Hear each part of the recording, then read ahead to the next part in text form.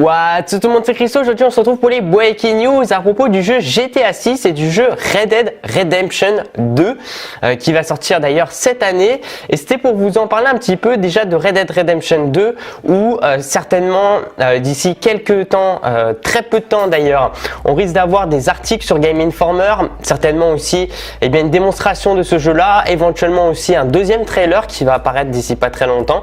Le deuxième trailer, je suis pas forcément très sûr.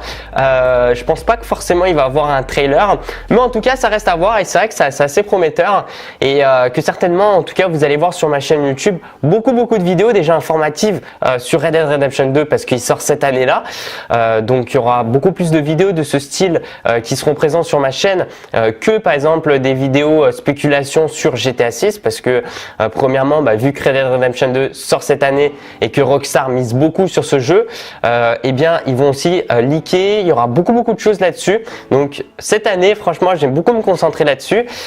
Sur Red Dead Redemption 2. GTA 6, c'est un peu particulier où il y a d'énormes rumeurs, plein de choses là-dessus et je vous en ai fait part de pas mal de choses.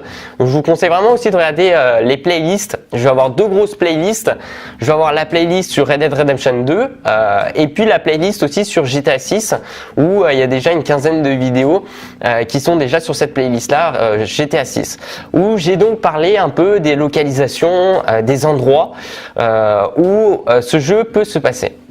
J'ai beaucoup réfléchi, j'ai quand même pris du recul sur mes vidéos où je vous ai montré des choses d'ailleurs assez intéressantes sur Londres par exemple ou sur un ensemble d'endroits donc avec des simulations de maps en 3D un petit peu avec les jeux qui ont déjà été développés par Rockstar. Donc ça c'est pour GTA où on peut retrouver donc du Liberty City, du Vice City et du Los Santos. Une sorte de fusion un peu des maps qui ont été développées et de le rendre une énorme map.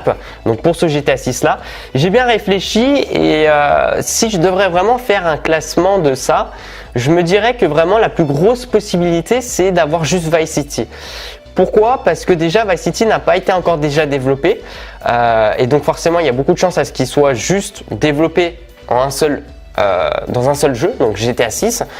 Quand je vous dis, il a déjà été développé, mais pas développé avec des meilleurs graphismes. Et ça, il faut bien le comprendre. Alors que Liberty City et Los Santos ont déjà été développés sur des plateformes, la PS3 ou la PS4, qui, ont des meilleurs graphismes comparé à avant. On était sur PlayStation 2 ou sur PSP par exemple, où ça a été diffusé ces séries-là. Donc en réfléchissant bien, je me dis qu'éventuellement, il y a beaucoup plus de chances qu'on se retrouve en fait sur un Vice City. Tout retravaillé, tout détaillé. Et une fois qu'ils ont fait Vice City dans ce GTA là, pourquoi pas dans un futur GTA? C'est ce qu'avait dit aussi l'ancien directeur de Rockstar North, donc Leslie Benzies. Il avait dit pourquoi pas fusionner toutes ces villes qui ont déjà été développées et pourquoi pas les fusionner et faire une immense map. Et moi je me dis dans la logique, d'abord faire Vice City et puis après dans un autre GTA, le prochain, faire l'ensemble des trois maps, des trois grosses villes qui ont été déjà développées, parce que Vice City il va être développé, et arriver à faire une jolie map comme ça. Tout en reprenant un peu les graphismes, les textures, les modélisations qui ont déjà été faites auparavant dans GTA 5 ou dans GTA 4 par exemple, reprendre tout ça et essayer de rebâtir quelque chose.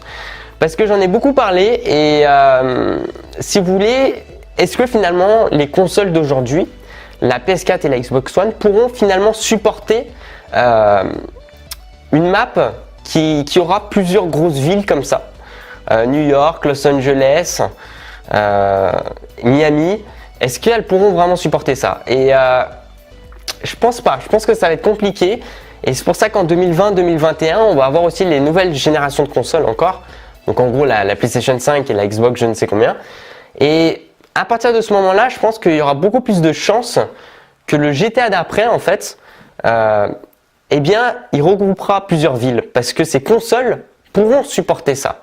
Voilà, donc si on fait vraiment une analyse comme ça, en prenant du recul, moi je me dis que le prochain GTA ça va être un truc vraiment simple, mais à la fois vraiment très détaillé, qui sera Vice City, qui sortira aussi sur PS4, Xbox One, et qui après certainement va upgrade, un peu comme ce qui s'est passé avec GTA 5. Et après, dans l'avenir, là, à ce moment-là, Rockstar auront développé leurs 3 jeux sous des bonnes plateformes de jeux vidéo, avec des bons graphismes. Et à ce moment-là, ils pourront upgrader dans le futur GTA, eh bien, assembler ces 3 villes-là. Parce que assembler peut-être ces 3 villes-là, c'est peut-être trop tôt de ce que j'ai un petit peu, de ce que je ressens à peu près. J'ai l'impression, je me dis, c'est peut-être un peu trop tôt et qu'il faudra peut-être un peu plus de temps. Et surtout, il faudrait que Vice City soit développé avec des nouveaux graphismes. Et à partir de ce moment-là, ils pourront redévelopper. En parlant de Londres, ça, je vous ai parlé de Londres aussi.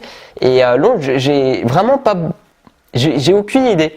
Dans GTA V, il y a quand même des choses assez étranges à propos de Londres. Que ce soit par exemple une sorte de petite ombre où on peut vraiment apercevoir le Big Ben et tout, un endroit où peut-être on peut entendre le Big Ben, ou en tout cas c'est vrai que moi ça me fait référence en tout cas à quelque chose d'anglais. En plus c'est vraiment aussi un musée qui est concentré un peu au niveau de l'Angleterre, donc ça c'est intéressant aussi. Il y a aussi d'autres petites choses dans GTA V qui fait référence à Londres, mais ça veut absolument rien dire. Mais Rockstar c'est vrai a déjà développé un GTA à Londres qui n'a pas forcément eu un énorme succès, mais il est quand même sorti en 1999. Et Rockstar, à cette époque-là, c'était pas le Rockstar d'aujourd'hui, tu vois, avec la même ampleur, la même puissance. Donc, il pourrait éventuellement en fait refaire un GTA à Londres, même si ce n'est là en 2019 pour carrément changer, eh bien l'endroit. Mais vu que Rockstar c'est vraiment basé aux États-Unis, normalement on devrait rester aux États-Unis. Et devraient terminer même